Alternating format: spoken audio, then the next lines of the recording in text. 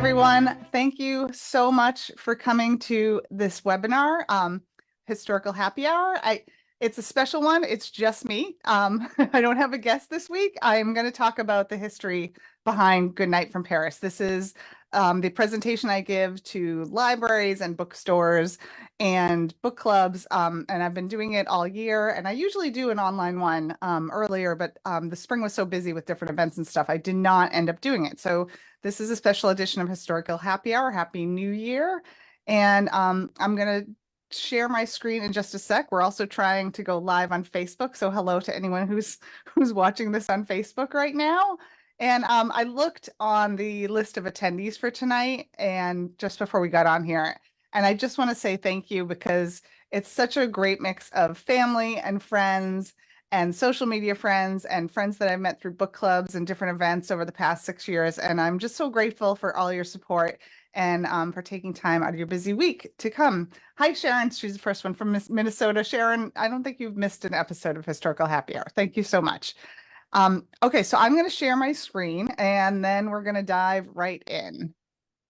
So as you know, Goodnight from Paris came out in March of this year. And thank you again to everyone who's read it and told your friends about it and book clubs about it. I really appreciate all the support. There is, so I'm going to talk about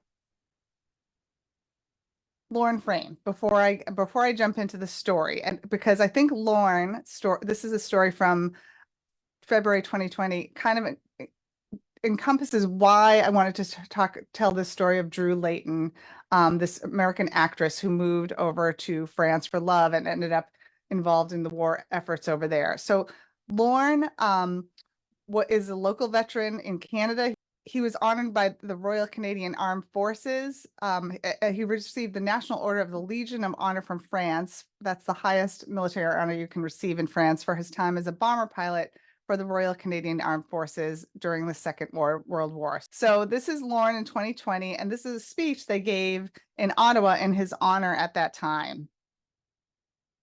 At the age of 20 and on his 13th mission, his plane was attacked by German night fighters.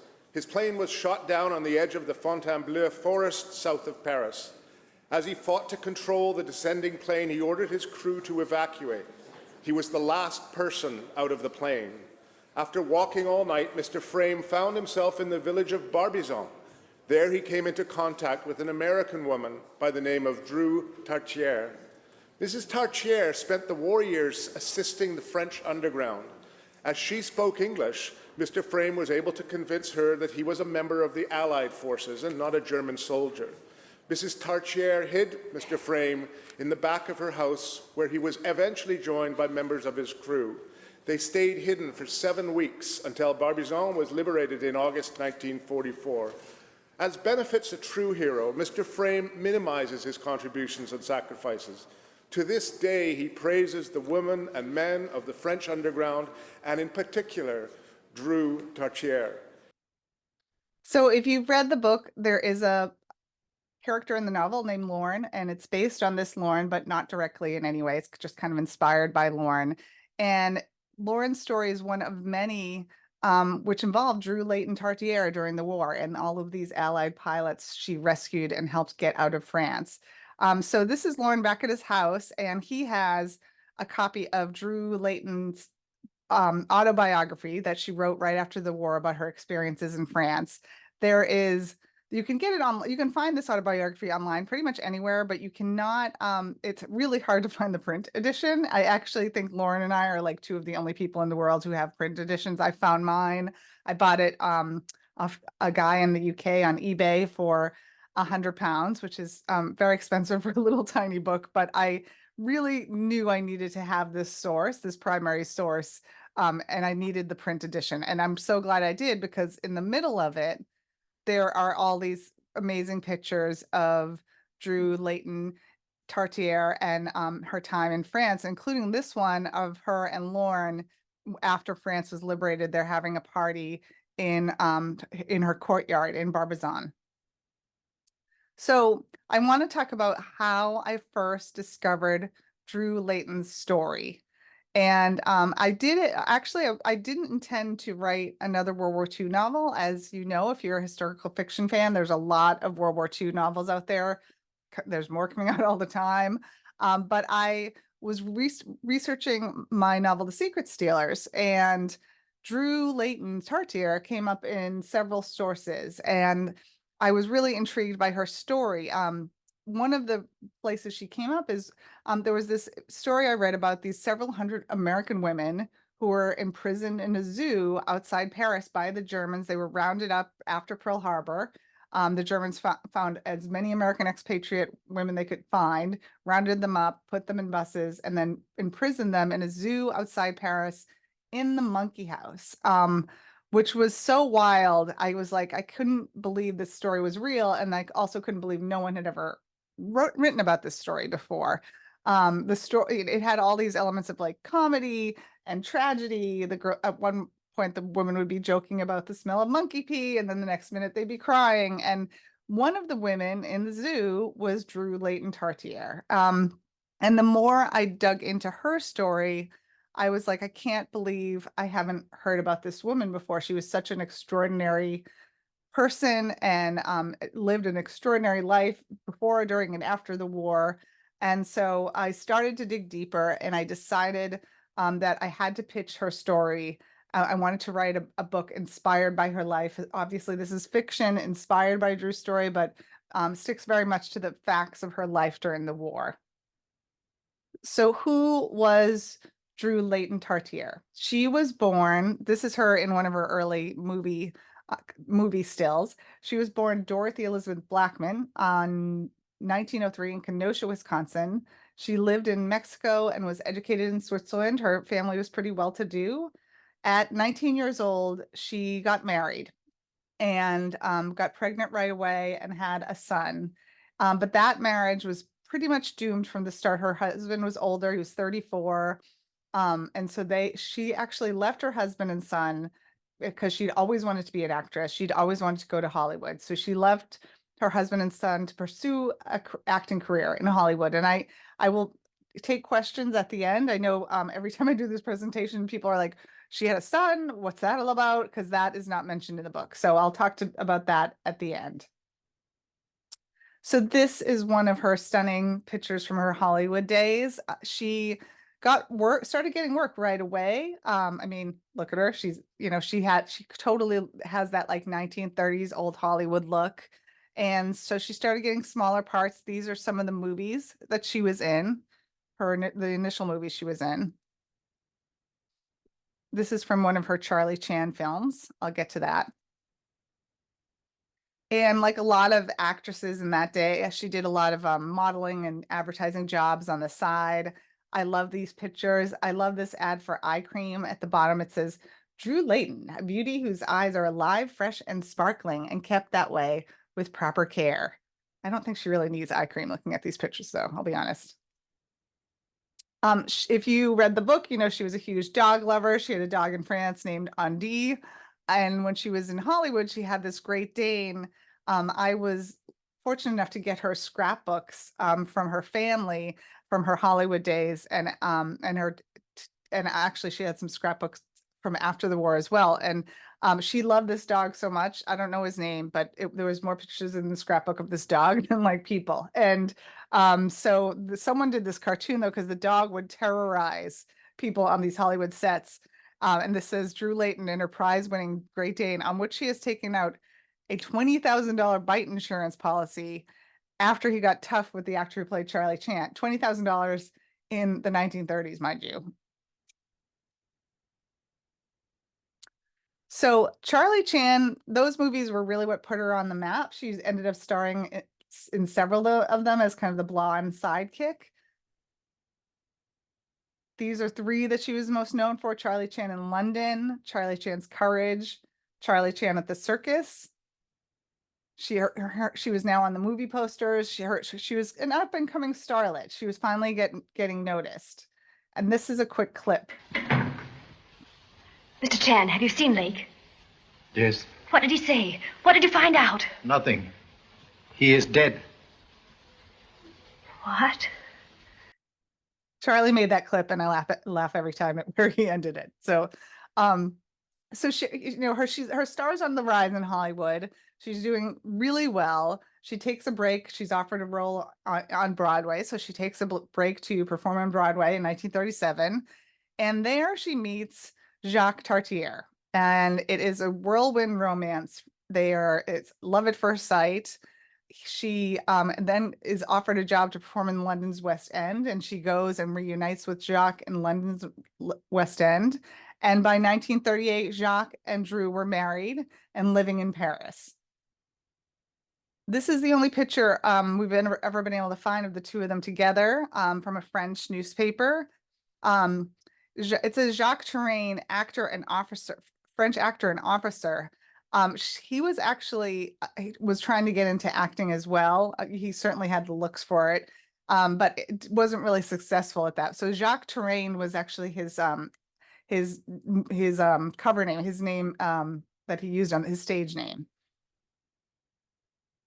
So of course, this is just about the worst time to move to Paris, as France is getting involved in the war, and Jacques had health issues, so he could not actually go to war join the French armed forces, but he got a job as a translator with the British forces. And at this time, it was still relatively easy to get out of the country, to leave. And Jacques and Drue's family and all of their friends wanted her to go back to America and wait out the war, but she refused to leave because she wanted to be close to Jacques. She had a large network of friends, expatriates and French friends, and so she said, absolutely not. I want to be here if he can take leave," which he inevitably did. And her housekeeper Nadine became also like a sister to her. Again, if you read the novel, you know that. This is a picture of the real Nadine, actually. And that's also from her autobiography. So not a lot of acting jobs for American actresses in France during the war, but she's offered a job with the French government. The French Ministry of Information offers her a job with their radio station called Radio Mondiale. And she was essentially the first voice of America broadcasting what was really happening in Europe. And it was quite successful. She started out kind of just doing like light, fluffy pieces about French culture and a day in the life of a French family.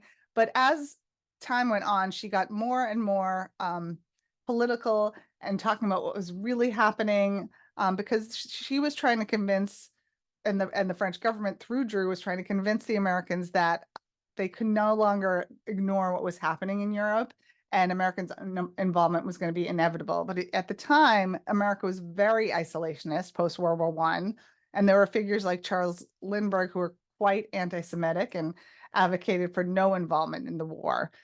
So Drue is really pushing and trying to make America understand what's happening on the mainland of France.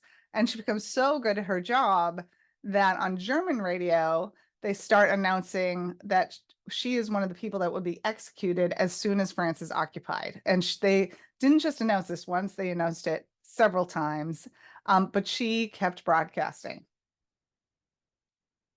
So she kept broadcasting until, of course, June 1940, when Paris falls. And so at this point, she's terrified because she thinks that there's a list with her name on it, and they're going to execute her if they figure out where she is.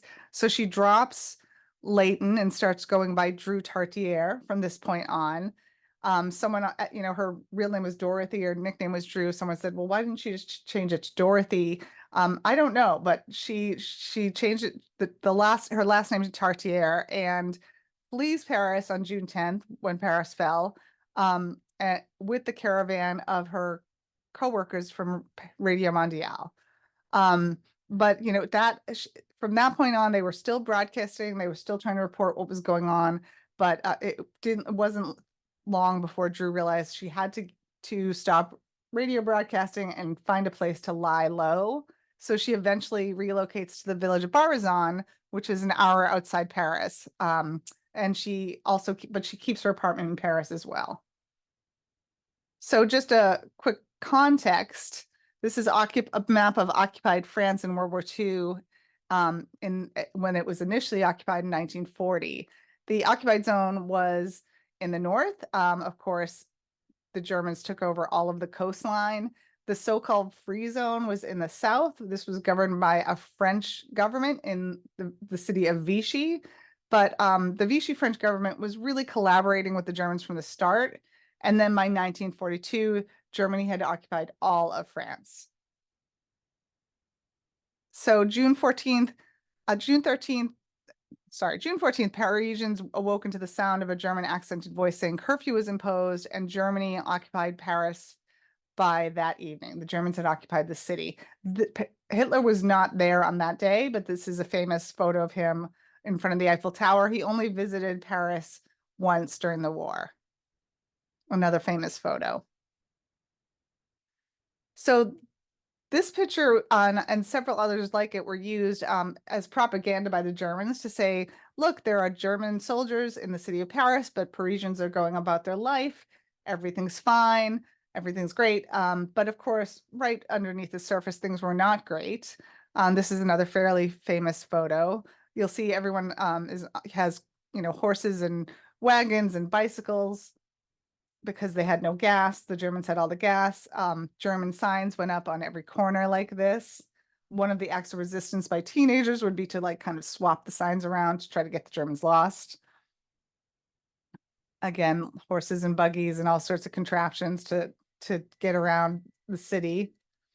So Drue is sure that any day now, right after Paris fell, that the Germans would be knocking on her door and imprisoning her and executing her. So she decides to relocate to Barbizon with Nadine. They lease a house right on the main street of Barbizon. It's a very small village. The house, the Villa Squirrel, as it was called, looks relatively small from the outside, but it actually goes pretty far back. There's a courtyard and 2 other cottages in the back of the courtyard, which will come in handy later for Drue in the war. By the way, you can rent this on Airbnb for $141 a night. I just checked. They're still renting it. So it was interesting to see the layout of the inside of it.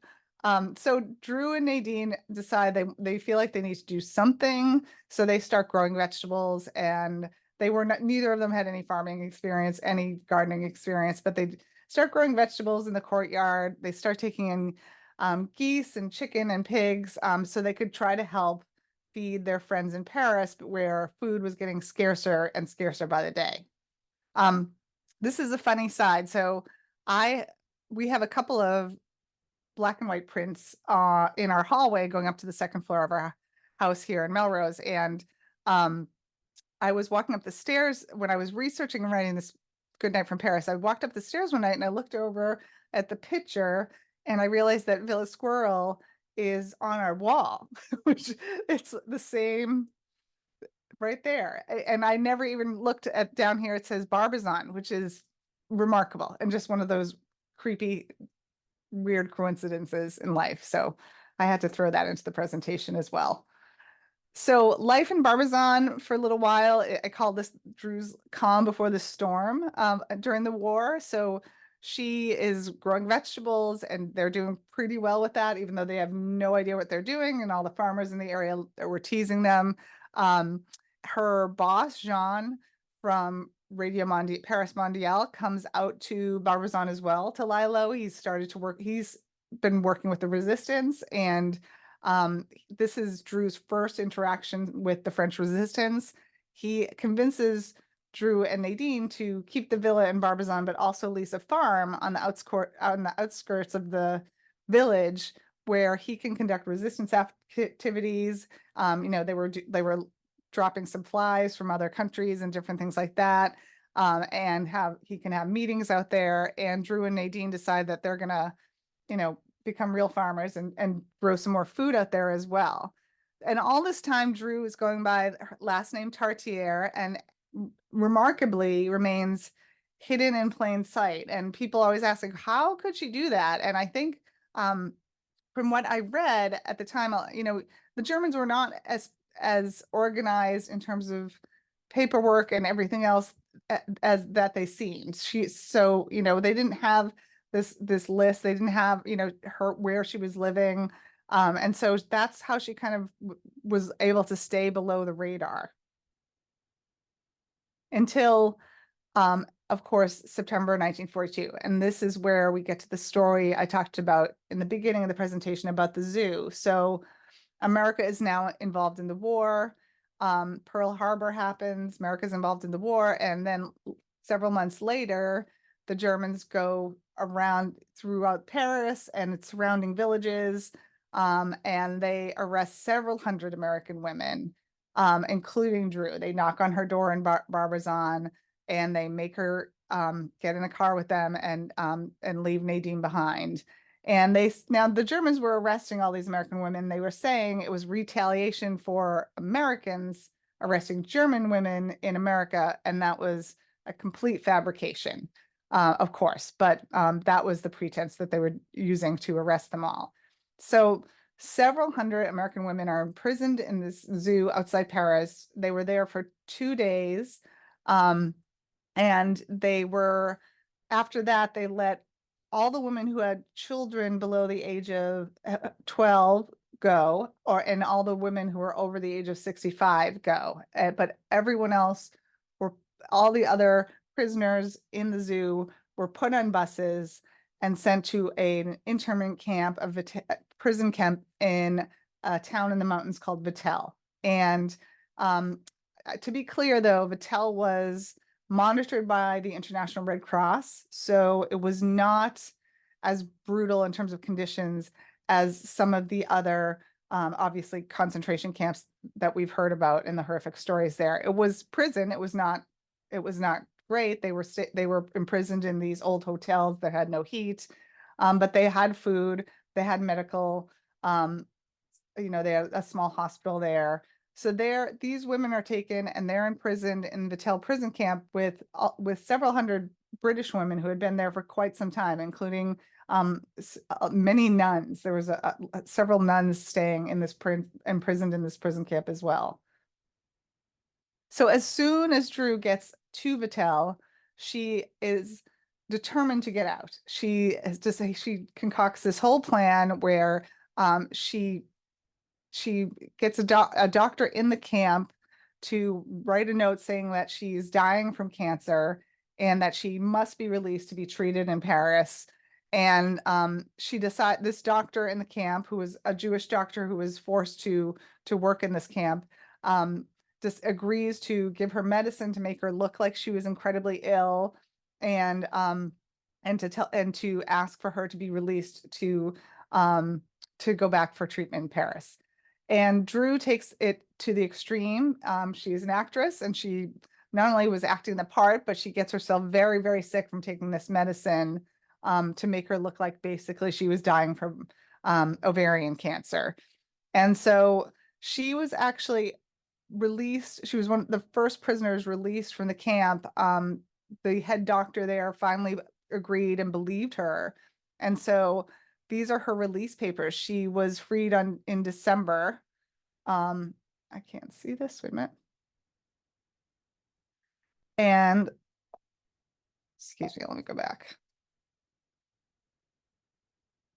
She was freed in December, and if you read the translation of her release papers, it basically was like gave her a free pass to go back and forth from Barbizon to Paris whenever she wanted. And because the head doctor at the camp thought that she was dying, so they didn't think she'd be around that long. They didn't think that she'd use this travel pass for anything else. But if you're involved with the resistance, of course, this was like a golden ticket. So she's released, but when she first gets back to Barbizon, she's incredibly sick. She can barely walk. She's immediately approached again by the resistance, saying, "Can you help us? Can you help?" They had a number of different things going on, and they wanted her help, and she said, "No, I don't think I can. I need to recover." But at this time in the war, Allied planes, Canadian, British, and American planes were crashing in the areas all over France, all over the countryside and outside Paris. And because her neighbors knew she was American, many of them were knocking on her door at all hours in the night, being like, we have an American in our apple tree, and he doesn't speak English, and can you help us? And we need to get him out, and he's injured. And so, of course, a lot of these aviators were like 18, 19, 20, and Drue felt compelled to get involved with the Underground Network, which was a network of people and places. It was a network of people and safe houses that got these boys, really, hid them, got them better if they were injured, got them paperwork and money to get them out of Paris and out of the country of France, through this network of houses and people. There was a big group of doctors in Paris proper that had organized it, and Drue knew some of them. And then, of course, the resistance members in the area were also involved. Drue gets involved with this underground network, and she provides food and clothing and false papers. And she has a network of her own friends in Paris, and a lot of them agree to hide these aviators in Paris and beyond in their tiny little apartments. Really generous and amazing. She, of course, is working as a translator, and she aids in the escape of many, many British, American, and Canadian flyers. But then, of course, as the war is winding down, the underground network has to shut down, because they know that France is going to be liberated. So Drue ends up hiding 5 of these aviators at her villa in Barbizon for several weeks at the end of the war, including Lauren, who I talked about at the beginning of the presentation. So France is liberated in August 1944. The village of Barbizon has a huge party to celebrate the end of the war, as people did all over France. And Drue, and it was really, reading about it in her autobiography, she had hid these boys, these 5 Allied aviators, in her villa for 8 weeks, her and Nadine. And the day that that France is liberated, Drue and Nadine made sure that these guys had haircuts and had their uniforms all cleaned up, and they walked out the front door of the villa in Barbizon, and everyone in the village lost their minds because they couldn't believe that these Allied aviators had been hiding for so long, and nobody had any idea. So by the end of the war, Drue had assisted in helping over 100 Allied flyers escape France via the underground network, and she had overseen directly the escape of at least 42 American, British, and Canadian flyers. And this is the picture that I showed you at the beginning of the presentation. This is Lauren Frame. That's Undie the dog in kind of an action shot. Lieutenant Charles Whipple, Bill Watson. So really extraordinary. So after the war, she writes her memoir, this autobiography about her time and her experiences. She receives several awards from both France, Canada, America, and the UK.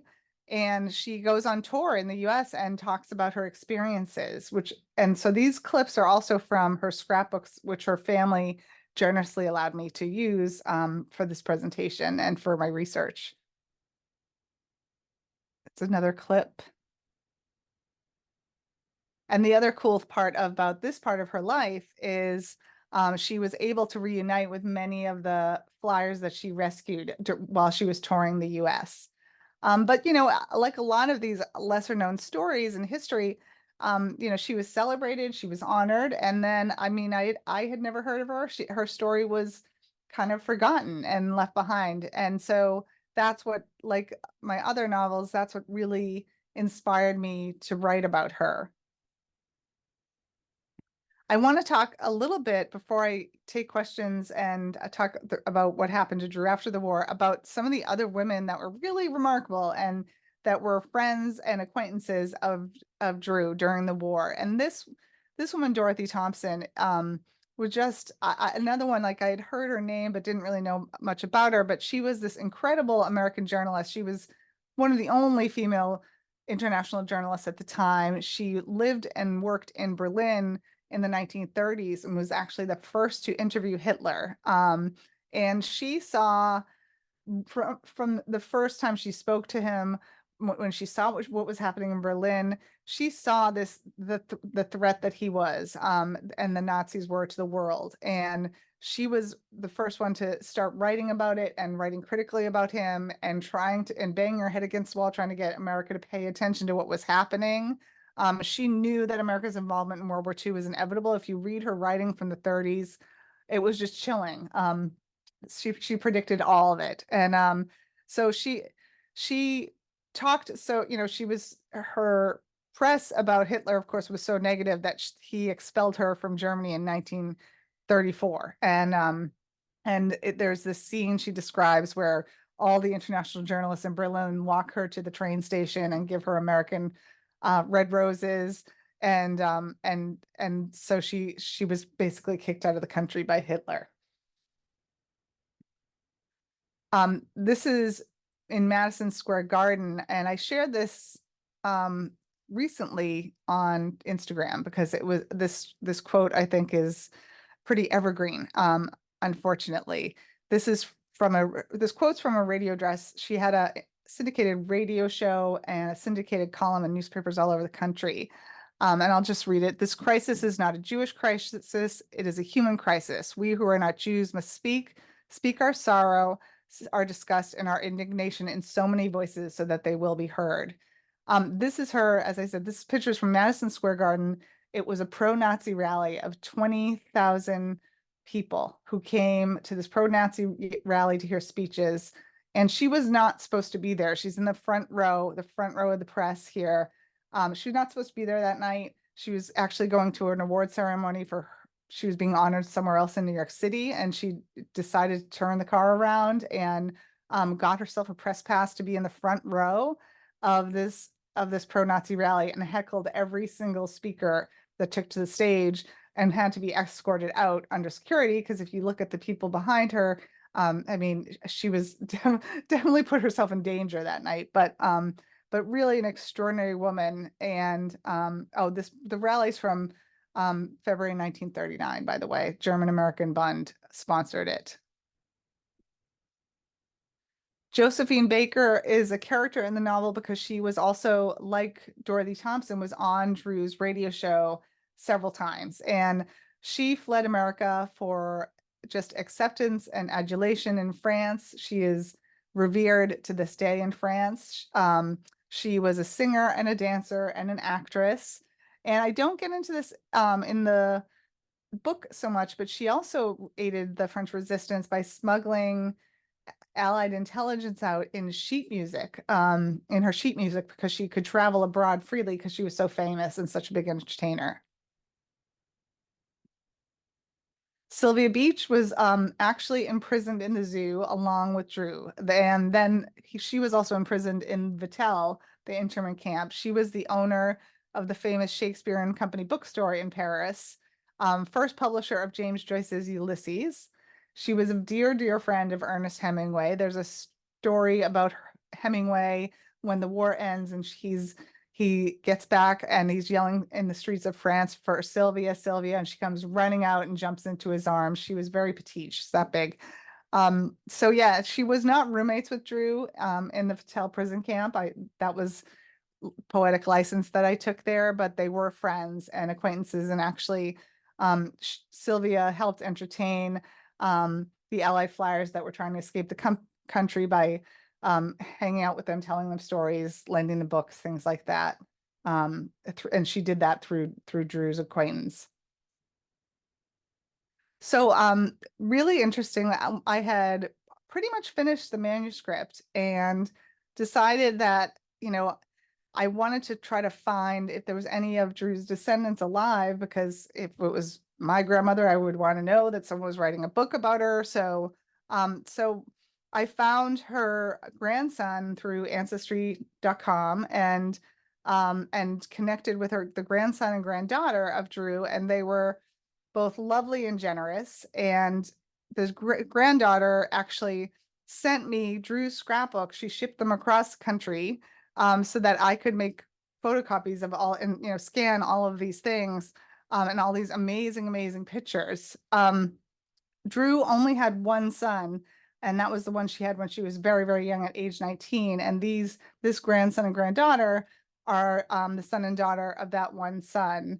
I don't go into the son in the novel because frankly, I didn't have enough information about him and their relationship, and I didn't feel comfortable writing about something that I just didn't, and making something up about a person that was a real person and could have still been alive, and so I didn't talk about the son. But of course, she left for Hollywood and then she left for Europe, and so she was quite estranged from the son for a long time, and then they reconciled in later years. But she did, people always ask, what did she do after the war? She toured America and talked about her experiences. And then she went back to Paris. She said, France is my home now. I am going to move back to Paris. And she moved there and lived there until her 70s. And then she moved back to California to be closer to family. So she did remarry after the war too. She married the head of the International Tribune in Paris. Jeffrey Parsons was his name, and they had a long, happy marriage.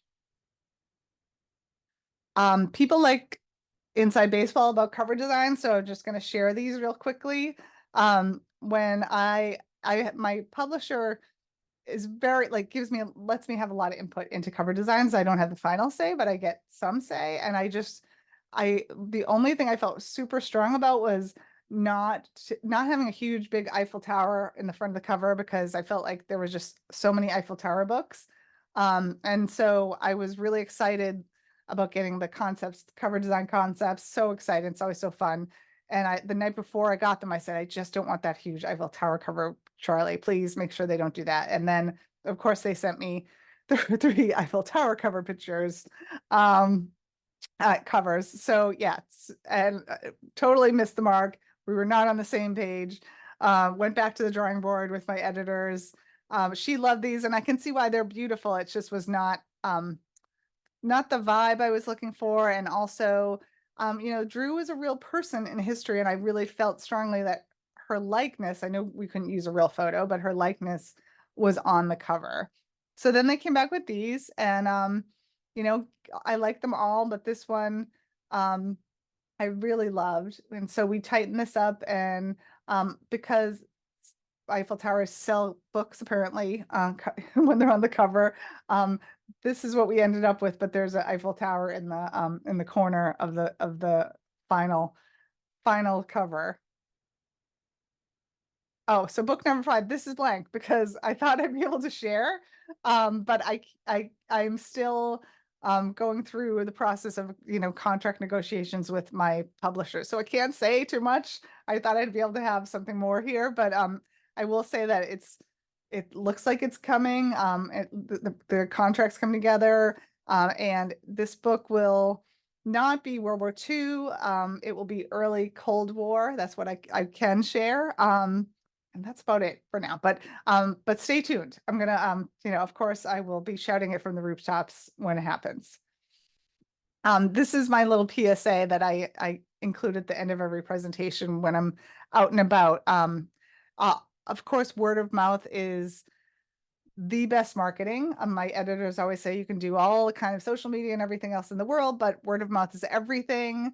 And so I thank you all for spreading the word, and for telling book clubs and libraries and indie bookstores about my books.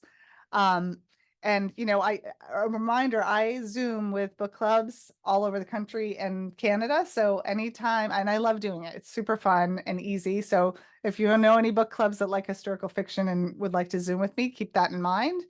Thank you for subscribing to the mailing list, and obviously podcast and YouTube.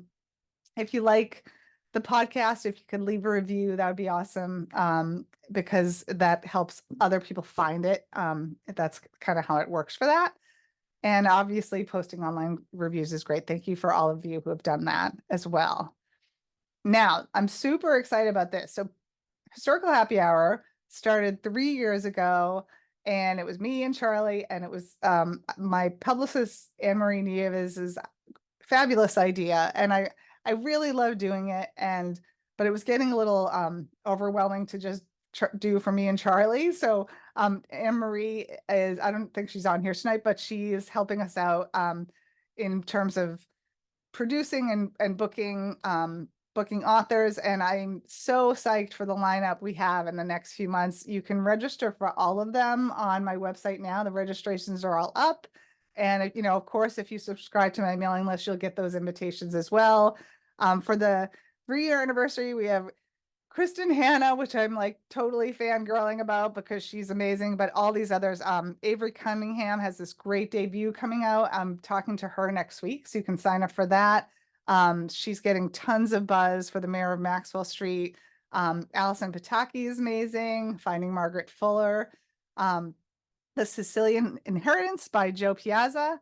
So excited about that. And then, of course, the great Kate Quinn and Janie Chang are coming as well. And I'm excited for all of these books and these authors. And so definitely sign up if you are interested in attending those webinars.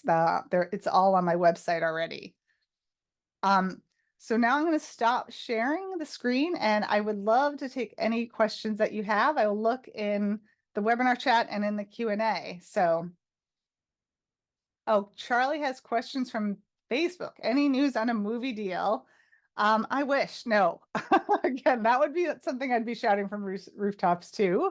But you know, my agent works very hard, and you know, hopefully you can dream. How much time do you work on research versus writing? What is your research process? I spend, just to get the proposal done for my publisher, which is like the first 30 pages. And a synopsis. I spent probably about 6 months just doing the research and kind of figuring out if there's a story there for that. And then of course, when we go to contract, I'm still researching for a while, and I'm very much an outliner and a planner, I think, because it just helps me try to stay organized. So I plot and plan out my book, and I do a bulk of research up front just to feel comfortable with the subject, but I'm always researching along the way, particularly for things like culture, food, language, things like that. What happened to Jacques? That would be a spoiler, but since this is, I promise we talk spoilers, I will say that he was killed in Syria. He was shot in the back when he was trying to rescue one of his fellow countrymen. So very, very sad.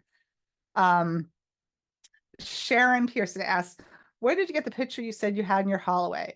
On a research trip? No, that was Charlie picked up a couple black and white prints of France at like an antique store that we just really liked. And so yeah, it wasn't even like we did that like 10 years ago. It wasn't even related to any sort of research or anything else. So that was pretty crazy.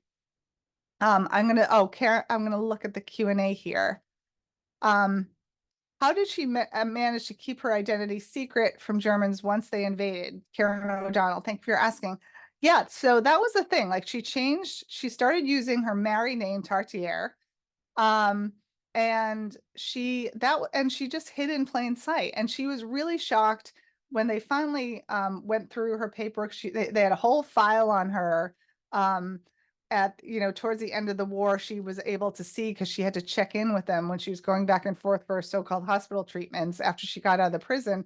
And they didn't have anything. They never made the connection between the Drue Leyton on the radio and the Drue Tartier, which I thought was really fascinating.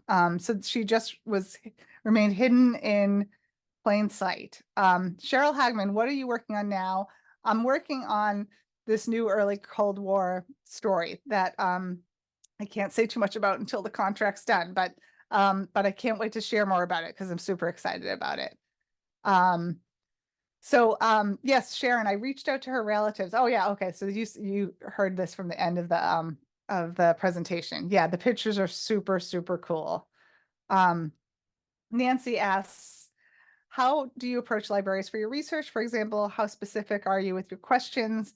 You know, it kind of depends. I mean, I like to have the physical books for research. So I do use libraries quite a bit, but I also get a lot of used books on online for the topics.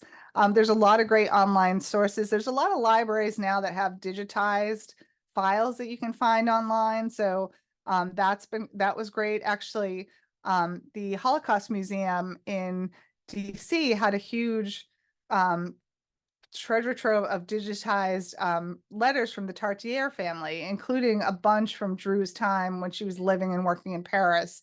And those were amazing because they helped me like get a real sense of her voice and who she was. So, it's amazing the different sources you can find out there, but primary sources like letters like that are just so huge for research. Let's see. I'm missing some questions here. I cried when her husband and Jean died. Courtney, thank you. Me too. Let's see. Is France your favorite place to visit? Sharon asks. Yeah, it's right up there. We actually went to Paris for my daughter's senior trip in November, and it was amazing to be back. Are you going to do a talk? Courtney asks. Hi, Courtney. A talk at White Lamb Bookstore in Reading again. I definitely hope to. I love those folks. I love White Lamb and Bookins and Winchester and Molly's here and Melrose. Such awesome people. Trisha, how long was the average process? I would say 6 months for the proposal and synopsis, and then 6 to 8 months before I have to get a draft to my editor. That doesn't mean it's the final draft. It just has to be as solid and tight as I can get it on my own. And then we go through, however many drafts that it takes. Oh, such nice comments, everyone. You're all amazing. Thank you, Marcia. And Courtney. Let me see. Did I miss anyone else for questions? I think we're good. Oh, there's a couple more here.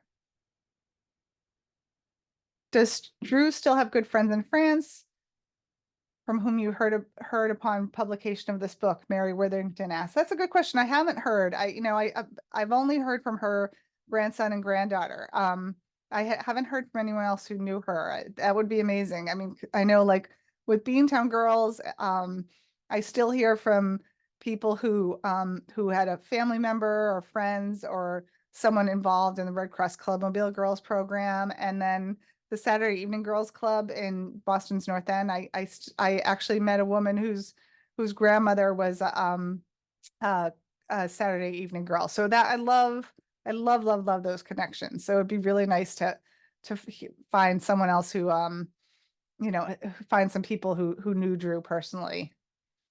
Let's see, any others? I think. Oh, do you think her acting skills helped her in her deceptions? Any more thoughts on that? Karen O'Donnell. I definitely do. Like if you read, reading her autobiography, like absolutely, she could play a role, and also she was, if you look, I mean, you saw her pictures, she was quite beautiful and charming, and so I think she also was able to just charm the doctors too. So yeah, I think her acting absolutely helped. I don't think, her friends in the prison and the doctors there were really alarmed at how far she took it in terms of the medicine she took to make herself so sick. But her acting also helped as well. Let's see, has the book been translated into French? Not yet. Where is it? We got a foreign rights translation rights thing recently. I can't remember. It was a smaller country, but not yet. I guess the French are pretty fickle about American fiction, is what I hear from my agent. So, fingers crossed. We'll see. Trisha asks, "Hi, Trisha. Was it easy to find the relatives through Ancestry?" It was very easy. It was surprisingly easy. But I think that it kind of just depends. Like some people are really into Ancestry, and Drue's grandson was one of those people, and that's how we were able to. That's how we were able to find him. And Tracy, the granddaughter, through Tracy was the one in charge of her estate, like inherited her house in California, had all the scrapbooks and everything. Oh, do you know the med that she was given to bleed? I do not, not offhand. I'd have to look back. I think it was listed in the book, but I can't remember, in the autobiography rather. But I can't remember off the top of my head. Barbara Harrington, I was never interested in World War II books until I read yours. Thank you so much. Thank you for some very interesting novels. So sweet. Thank you. Y'all are amazing. I wish I could thank every single one of you individually because you're all amazing. I think that's all the questions. I hope I got everyone's. Sorry, it was a little convoluted at the beginning of this, but it was, we tried to go Facebook Live tonight, and we were trying to do some different things tech-wise, so I was a little bit frazzled, but I'm so grateful and honored that to everyone who came tonight and everyone who comes to the historical happy hours, or if I've met you at a book club or at a bookstore or a library or another event, thank you. It means everything. And please keep in touch, and definitely I hope to see you at some of the upcoming historical happy hour webinars, because I think they're going to be really awesome, because these authors are amazing. So thanks again for a great night and for all your support, and yeah, keep in touch. Have a great night, everyone. Take care.